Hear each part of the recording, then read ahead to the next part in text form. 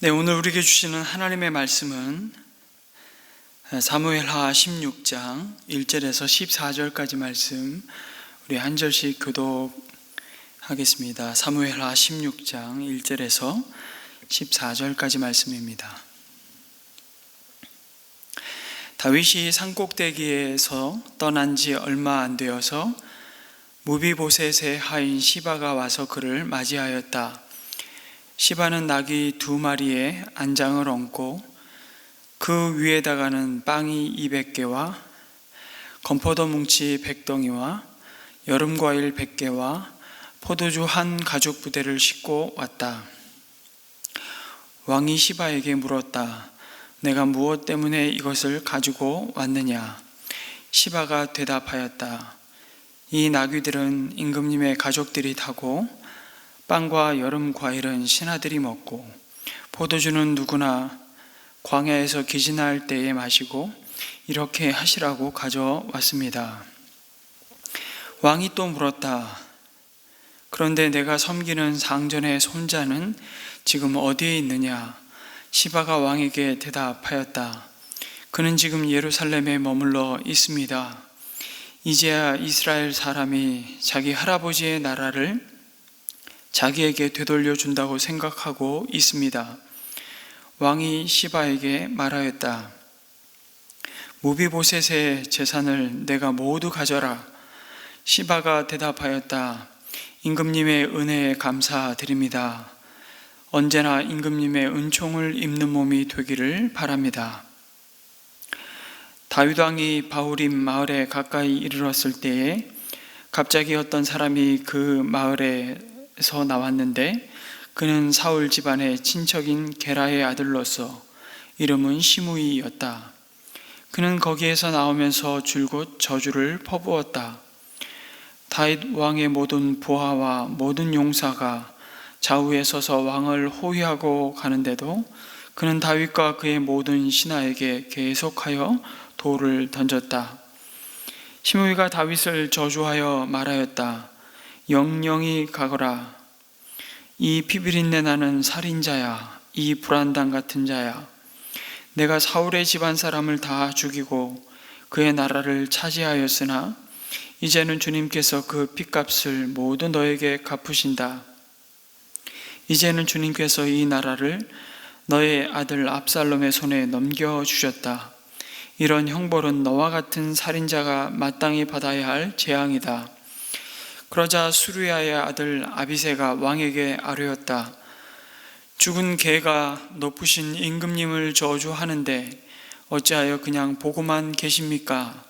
제가 당장 건너가서 그의 머리를 잘라버리겠습니다. 왕은 대답하였다. 수르야의 아들아, 나의 일에 너희가 왜 나서느냐? 주님께서 그에게 다윗을 저주하라고 분부하셔서 그가 저주하는 것이라면 그가 나를 저주한다고 누가 그를 나무랄 수 있겠느냐? 그런 다음에 다윗이 아비새와 자기의 모든 신하에게 말하였다. 생각하여 보시오. 나의 몸에서 태어난 자식도 나의 목숨을 노리고 있는데 이러한 때에 하물며 저 베냐민 사람이야 더 말해 무엇하겠소?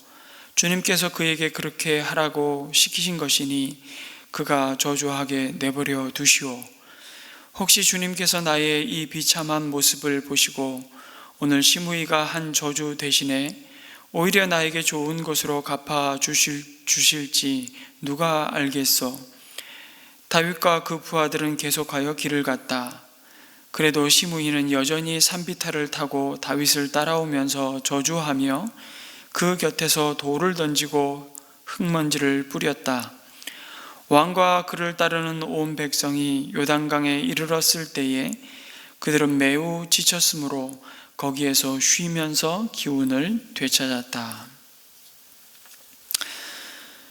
사무엘하 15장과 16장 말씀은 우리가 계속 월요일부터 묵상한 대로 압살롬의 모반을 피해 맨발로 정처 없이 예루살렘 성을 빠져나가는 그 다윗 일행의 모습을 아주 자세히 보여줍니다.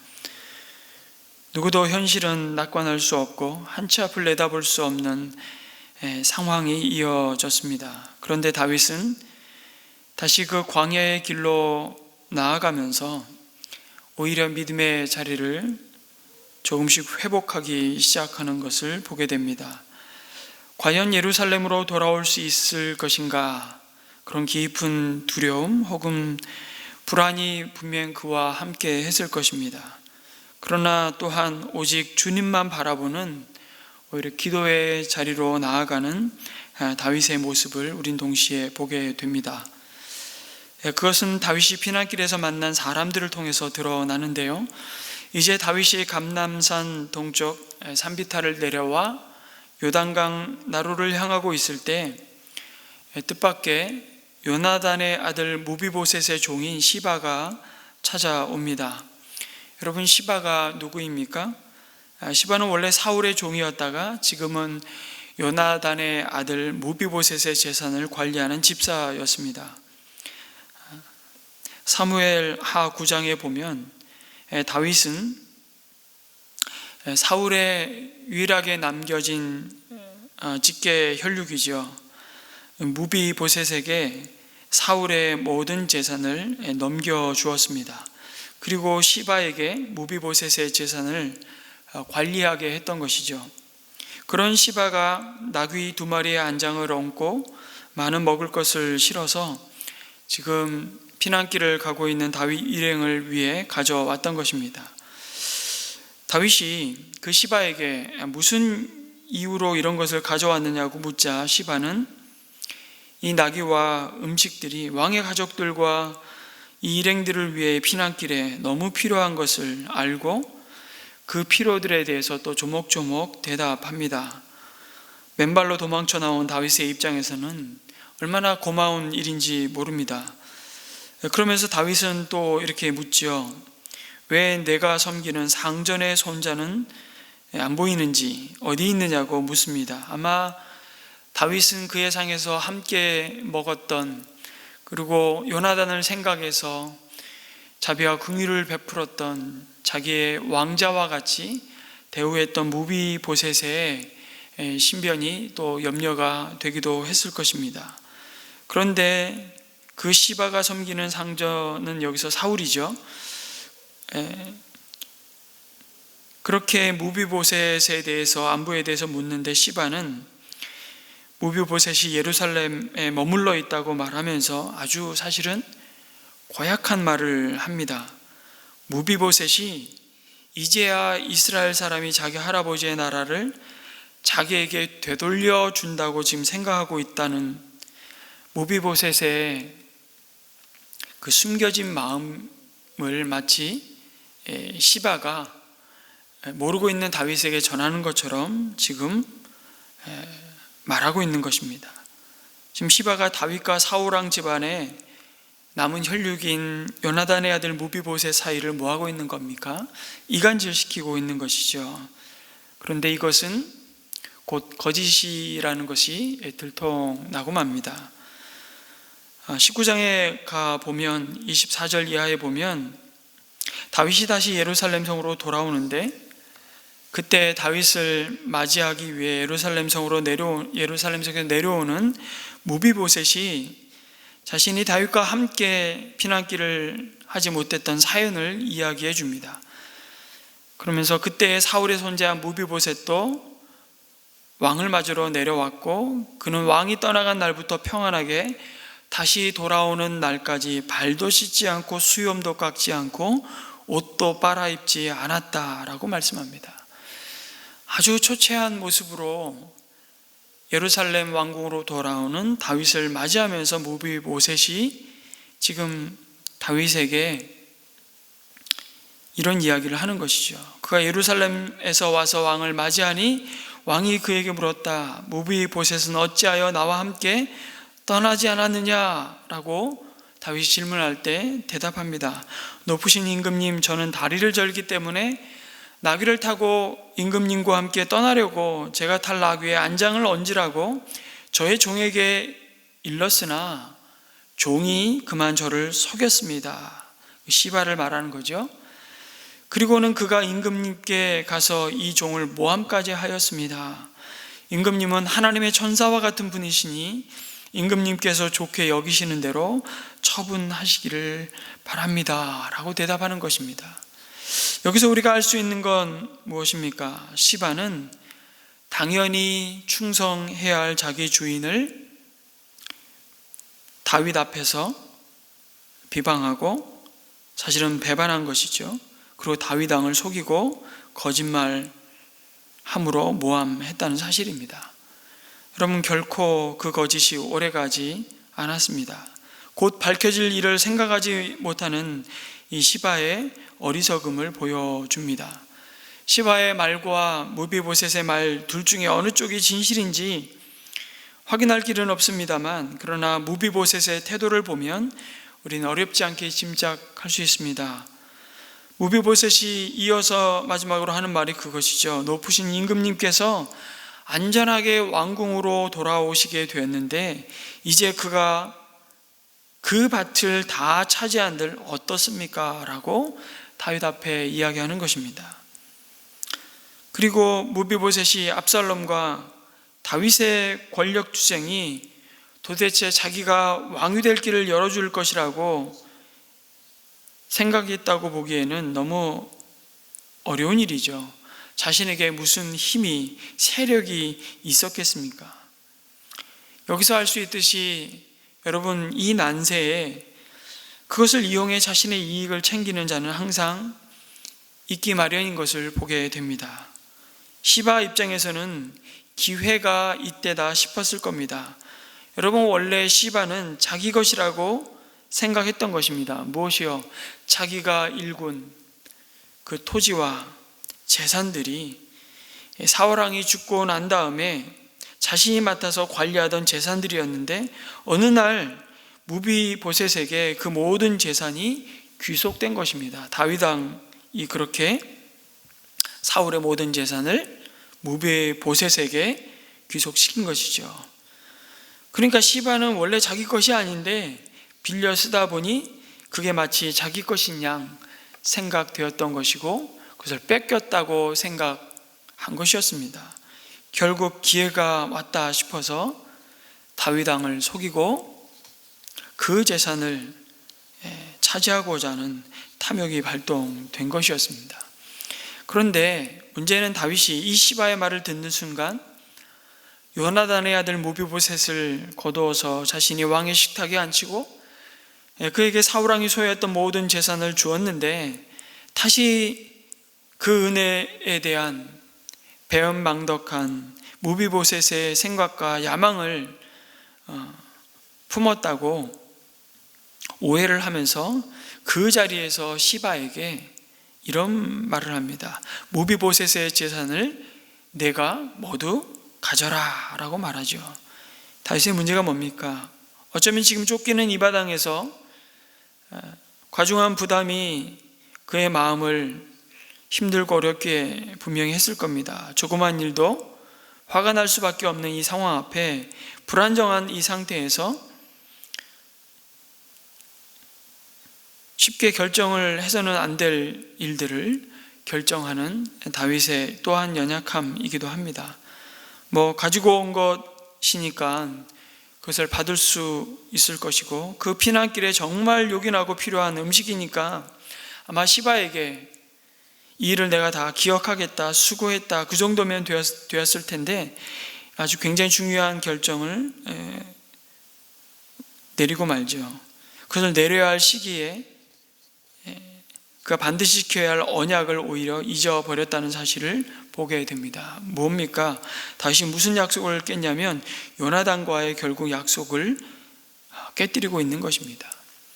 우리 사무엘상 20장에 보면 다윗은 오래전에 요나단과 이미 약속을 했습니다.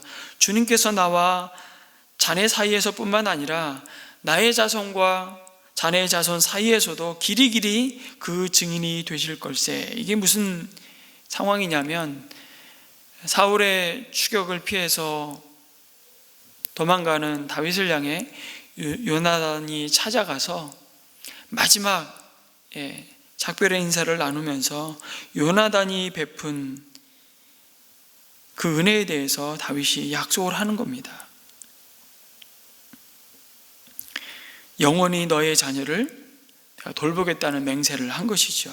그리고 사무엘하 9장 7절에 보면 다윗이 요나단과 맺은 그 언약을 그의 아들 무비보셋에게 확인하여 주는 내용을 우리가 지난주에 또 묵상해 보았습니다.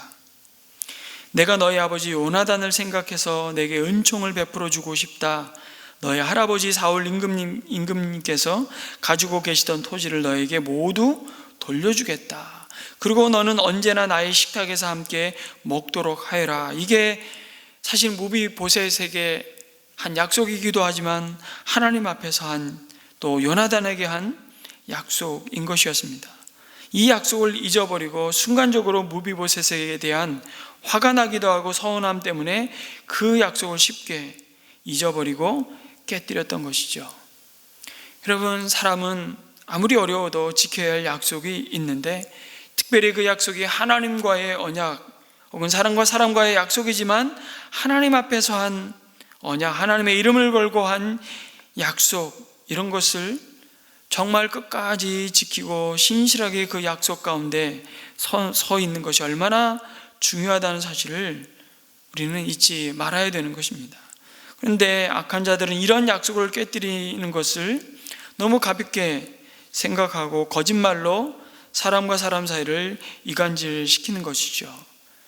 사실 사탄이 다니면서 하는 일이라는 게 다른 것이 아닙니다. 사람과 사람과의 약속을 깨고 관계와 신뢰를 무너뜨리고 저버리게 만드는 것이 사탄이 하는, 어제나 오늘이나 영원토록 하는 일 아니겠습니까?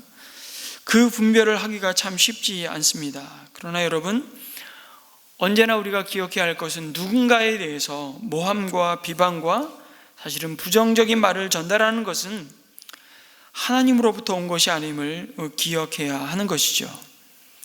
더군다나 우리는 먼저 자신의 귀에 들어온 말만 믿고 경솔하게 판단하고 실수할 때가 참 많습니다.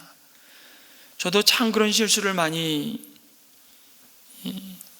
했던 기억들이 있고요. 상대방의 처지와 상황을 다 들어보고 나면 사실 전혀 다른 사실을 알게 될 때가 얼마나 많았는지 모릅니다. 그래서 잠언 18장 17절에서는 우리에게 이런 지혜의 마음을 가르칩니다. 송사에서는 어떤 다툼이 벌어지는 판단을 필요로 하는 그 자리에서는 먼저 말하는 사람이 옳은 것 같으나 상대방이 와 보아야 사실이 밝혀진다라고 말씀합니다.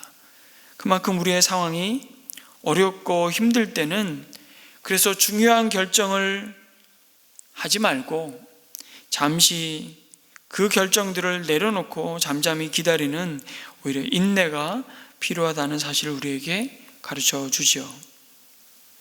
다윗은 이 일로 또 하나님 앞에 그 인생의 중요한 레슨을 또 받게 되는 것입니다. 다윗은 다시 피난길을 이어가다가 바울임이라는 마을에서 이번엔 사울의 친척인 시므이를 만나게 됩니다. 그는 압살롬에게 쫓겨 도망가는 다윗을 향해 하나님의 이름으로 저주를 퍼붓지요. 이 살인자야, 이 불안당 같은 자야, 내가 사울의 집안 사람을 다 죽이고 그의 나라를 차지하였으나 이제는 주님께서 그 핏값을 모두 너에게 갚으신다고 말합니다. 너는 너의 죄값을 지금 받는 것이라고, 마치 자신이 이스라엘의 선지자처럼 이 모든 것이 다윗이 행한 일에 대한 하나님의 심판이라고 선포하는 것입니다. 여러분, 다윗에게 돌을 던지고 흙먼지를 날린다, 다윗의 일행을 계속 따라가며 그렇게 저주의 말을 쏟아내놓는데, 여러분, 이스라엘 유대 사회에서 누군가에게 돌을 던지는 것은 가늠하다가 현장에서 잡힌 자들이나 하나님의 이름을 모독하고, 그러니까 사형을 집행한다는 의미를 담고 있는 것이죠. 가장 모욕적인 순간입니다. 아무리 도망가는 왕이라고 하나 여전히 왕이었습니다. 그런데 시므이가 간음하거나 하나님의 이름을 모욕한 자와 같이 취급하며 다윗을, 그에게 돌을 던지는 것이죠. 다윗에게 쏟아부은 저주가 어떤 면에서 날아드는 돌멩이보다도 다윗에겐 더 깊은 상처를 안겨주었을 겁니다. 그런데 다윗이 그 시므이의 저주를 다 듣고 있는 것입니다. 심지어 주님께서 그에게 다윗을 저주하라고 분부하셔서 그가 저주하는 것이라면 그가 나를 저주한다고 누가 그를 나무랄 수 있겠느냐고 다윗은 말하죠. 생각해보라고. 내 몸에서 난 내 자식도 나의 목숨을 노리고 있는 때에 사울 집안의 사람 저 시므이가 나를 저주한다는 것이 뭐가 이상하겠냐고, 주님께서 그에게 그렇게 하라고 시킨 것이라고까지 말합니다. 그가 저주하게 내버려 두라고 말하죠. 여러분, 다윗은 얼마든지 자신을 저주하며 모욕하는 시므이를 그 자리에서 죽일 수 있었습니다. 그래도 군사를 이끌고 피난 가고 있었습니다. 다윗은 얼마든지 자기 방어적이 될 수 있었고, 그 저주의 말을 듣고 불타는 분노를 나타내 보일 수도 있었지만 그렇게 하지 않았습니다. 오히려 다윗은 자신에 관한 진실에 직면하고 있는 모습을 보여줍니다. 내버려 두라는 것입니다. 이 일에도 하나님의 선하신 뜻이 있을 수 있다고 말합니다. 하나님께서 이 시므이라는 인생 막대기를 통해서 지금 나를 때리는데 내가 맞아야지. 하나님께서 그 사람을 사용하셔서 나한테 지금 저런 얘기를 들려주시는데 내가 들어야지. 이렇게 얘기하고 있는 것입니다. 지금까지 자신의 근본적인 신분은 어떤 면에서는 왕이 아니라 죄인이었다는 것을, 자신은 오직 하나님의 은혜와 긍휼이 아니고서는 살아갈 수 없는 자임을 하나님 앞에 철저히 돌아보며 고백하고 있는 것이죠. 그래서 어떤 분이 이런 설명을 하시더라고요. 나는 남이 욕하는 것보다 훨씬 악한 죄인이라는 그 진실 앞에 직면하고 있는 것이라고. 여러분, 혹시 누군가가 여러분의 등 뒤에서 욕을 하는 것이 들리십니까? 이렇게 말씀하라는 겁니다. 내버려 둬라. 하나님이 허락지 않았으면 그런 얘기가 있겠냐. 우리가 살아가면서 이런 얘기를 얼마나 많이 듣게 됩니까? 또 들립니까? 여러분, 일일이 찾아가서 변명하고 따지겠습니까? 여러분, 하나님께서 우리가 들을 기회가 있을 때는 어떤 경로로도 말씀하실 수 있다는 것이죠. 그리고 우리가 선한 하나님의 뜻을 우리가 믿는다면 하나님께서 비록 저렇게 저주에 가까운 소리를 듣는다고 하더라도 하나님이 허락하셨다는 것이 곧 우리의 믿음이라는 사실입니다. 그걸 받아들일 수 있는 용기.